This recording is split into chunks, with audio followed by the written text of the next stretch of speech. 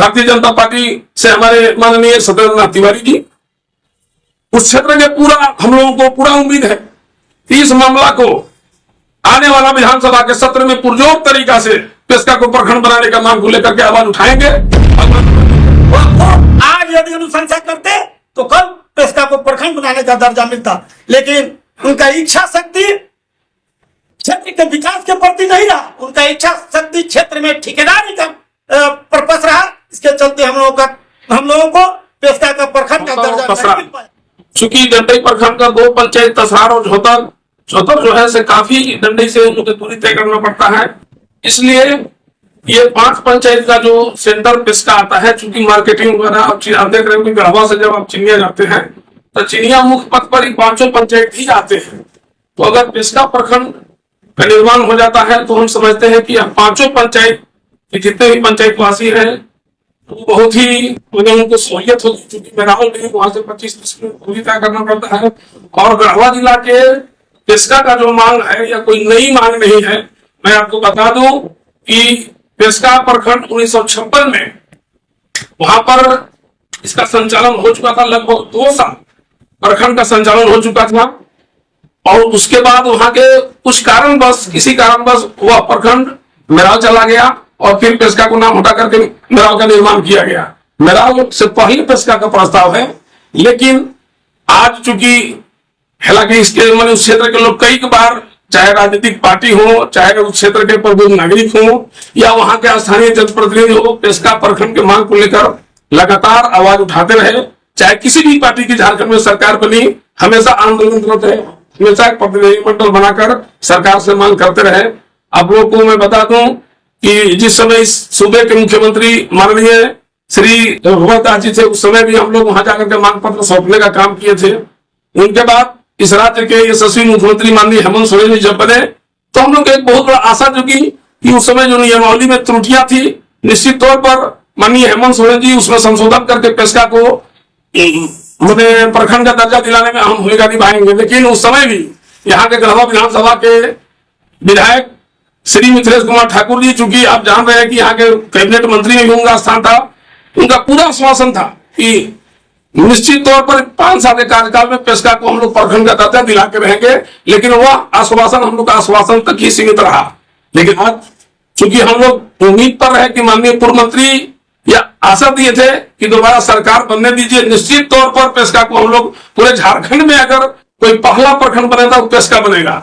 लेकिन तकलीफ इस बात की हुई कि अभी कुछ दिन पहले हमारे गढ़वा विधानसभा के पूर्व विधायक पूर्व मंत्री मिथिलेश कुमार ठाकुर जी को हम लोग देखा कि माननीय मुख्यमंत्री महोदय को एक ज्ञापन सौंपे खरगड़ा प्रखंड बनाने को लेकर। तो हालांकि हम लोग को खरगड़ा को प्रखंड बनने से कोई आपत्ति नहीं है, क्योंकि वो भी प्रखंड के अंतर्गत आता है, वहां भी उन लोग मांग कर रहे हैं, तो हमको किसी को मांग करने कोई आपत्ति नहीं है। लेकिन मेरा कहना है कि अगर गढ़वा जिला का सबसे पुराना अगर कोई डिमांड है प्रखंड का तो वह है पेस्का, और पेस्का आहर्ता भी रखता है।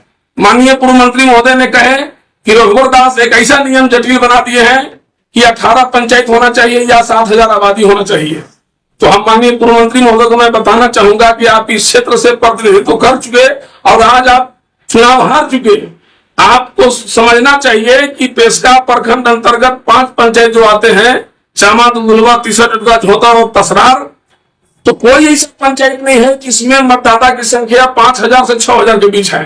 अब आप अंदाजा लगा कर लीजिए कि जिस पंचायत में 5,000 अगर वोटर हैं तो उसकी आबादी कितनी होगी, लगभग 15 से 20,000। तो 20-25 वोटर होगी, लगभग 75 से 1 लाख के बीच आबादी है।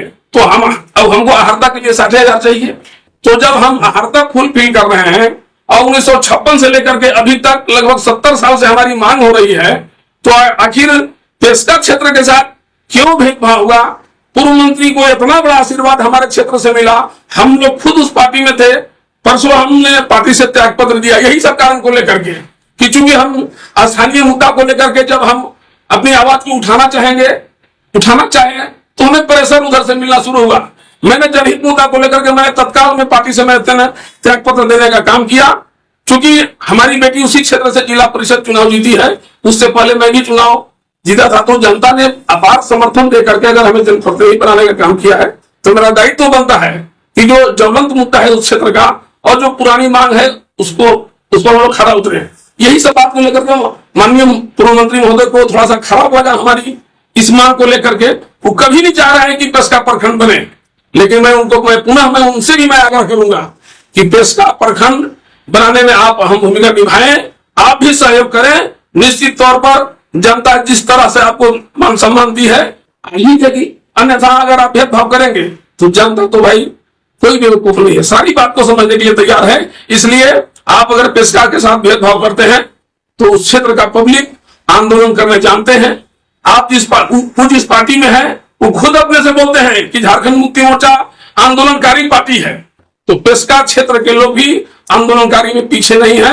हर हाल में प्रखंड लड़ाई लड़ करके हम लोग ले गए, और यहाँ के हमारे स्थानीय विधायक जो वर्तमान में अभी विधायक है हमारे भारतीय जनता पार्टी से, हमारे माननीय सत्येंद्र तिवारी जी, उस क्षेत्र के पूरा हम लोगों को पूरा उम्मीद है कि इस मामला को आने वाला विधानसभा के सत्र में पुरजोर तरीका से पेशका को प्रखंड बनाने का मांग को लेकर के आवाज उठाएंगे और आंदोलन भी करेंगे। और जब तक पेशका प्रखंड का निर्माण नहीं हो पाता है, जब तक उसका नोटिफिकेशन नहीं होता है, तब तक हमारे इस क्षेत्र के विधायक अपनी मांग को आवाज उठाने में पीछे नहीं रहेंगे। यह हम लोग का उम्मीद है। और हम लोग कल जो 1 दिवसीय धरना हम लोग करने जा रहे हैं 11 बजे से जिला समाहरणालय कल्याणपुर स्थित, उसमें हम लोग भी मांग पत्र उपायुक्त महोदय के माध्यम से माननीय मुख्यमंत्री को देंगे ही, साथ ही साथ यहाँ के लोकप्रिय हमारे विधायक माननीय सत्येंद्र तिवारी को भी हम लोग मांग पत्र सौंपेंगे।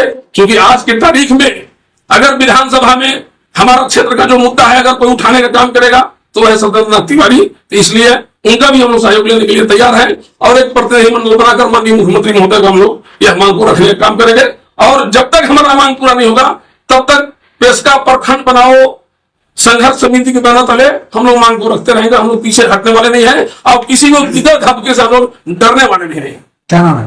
मेरा नाम करीब अंसारी, जिला परिषद प्रतिनिधि सह अध्यक्ष पेशका प्रखंड बनाओ संघर्ष समिति मेरालगढ़ हो। मैं राम प्रताप साहब, दुर्गवा पंचायत मुखिया। जब जब विधानसभा का चुनाव हुआ, लगभग तीसरा बार हेमंत सोरेन मुख्यमंत्री बने, और उसी फील्ड में जिस फील्ड में प्रस्तावित प्रखंड का निर्माण होना है, उन्होंने 3 बार घोषणा की। उनका 3 बार हेलीकॉप्टर गिरा और उन्होंने बोल करके गया कि यदि सरकार बनती है झारखंड में जेएमएम की, तो पहला प्रखंड का दर्जा हम पेशका को देंगे। लेकिन चुनाव जैसे ही जीते, पेशका का नाम ही भुला गए, प्रखंड का नाम छोड़िए। कुंभकर्ण के नींद में अपने आवास में जाकर सो गए।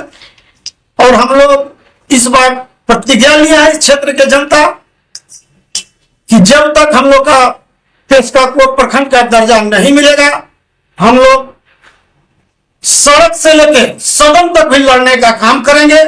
और कल से हम लोग शुरुआत कर रहे हैं जिला समाहरणालय से, और कल से जो शुरुआत रहेगा पेशका प्रखंड बनाओ अभियान, तो हम लोग को निरंतर चलते रहेगा जब तक प्रखंड का निर्माण नहीं होगा। हम लोग के कैबिनेट मंत्री रहे, कहने में भी तो हमको अच्छा नहीं लग रहा है।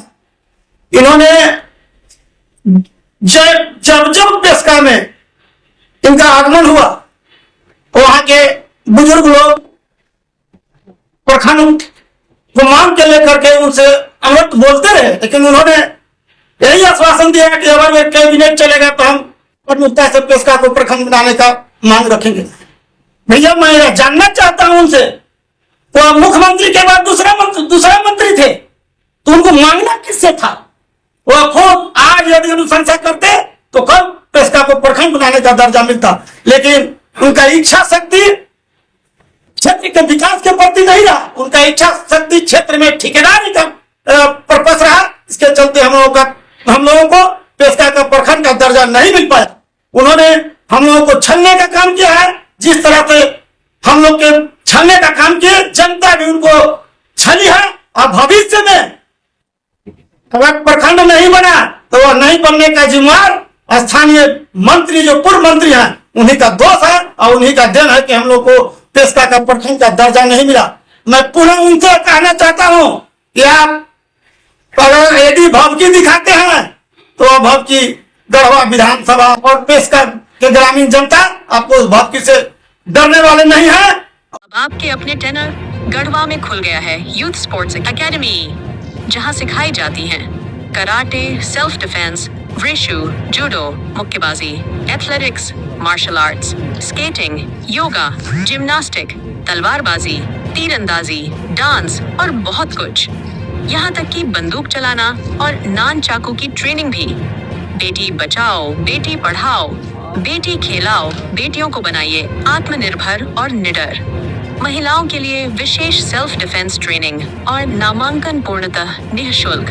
संपर्क करें 8709243854 8789296689। तो देर किस बात की, आज ही जुड़िए यूथ स्पोर्ट्स एकेडमी टेनर गढ़वा में, जहां ताकत है वहां। अब घर बैठे कराइए फ्लैक्स एंड बैनर बोर्ड की प्रिंटिंग। आ गया है गढ़वा में श्री खाटू श्याम फ्लैक्स प्रिंटिंग। यहाँ मिलेगा आपको flex print, banner print, sticker print और विजिटिंग कार्ड की शानदार प्रिंटिंग, वो भी बेस्ट क्वालिटी में। तो अब देरी किस बात की, तुरंत संपर्क करें 74630372। हमारा पता है रंका मोड़, petrol pump, bank of India के बगल में, गढ़वा। श्री खाटू श्याम फ्लैक्स प्रिंटिंग आपकी पहचान, हमारी छपाई। एक बार जरूर आजमाएं।